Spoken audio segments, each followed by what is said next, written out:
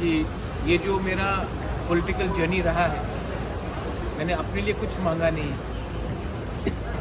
मैंने अपने लिए एक पोस्ट नहीं मांगा, एक पद नहीं मांगा, हमने कुछ नहीं मांगा। हमने सिर्फ अपने तिपरासा लोगों के लिए, जो एसटी लोग हैं, जो जनजातीय त्रिपुरा का, उनके लिए हमने कुछ मांगा है।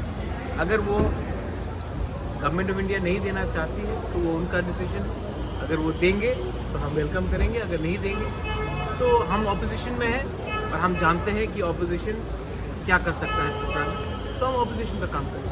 27 तारीख लास्ट डेट था, अभी तक नहीं हुआ, क्या बोलना चाहिए? ये सवाल आप होम मिनिस्टर से पूछिए, मुझसे मत पूछिए। मैं वही कह सकता हूँ जो मुझे कहा गया था। मैं अपने लाइन में हूँ, जो मुझे बोला गया था।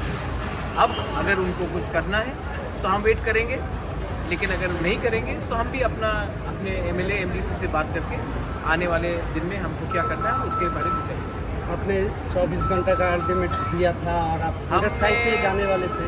आपको मैं एक ही बात बोलना चाह रहा हूँ कि मैंने आज तक अपने लिए कुछ डिमांड नहीं की। मैंने जो भी डिमांड किया है अपने त्रिपुरा के जनजातियों के लिए डिमांड किया।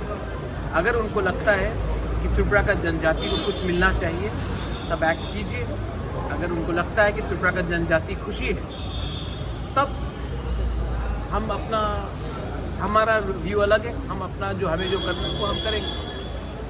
तो बात क्लियर है। आपने जो आप एक ही ये सवाल नहीं, आप देश के होम मिनिस्टर से पूछ लीजिए। मुझे जो बोलना था मैंने बोल दिया। अब मैं अपने एमएलए एमडीसी से बात करूंगा।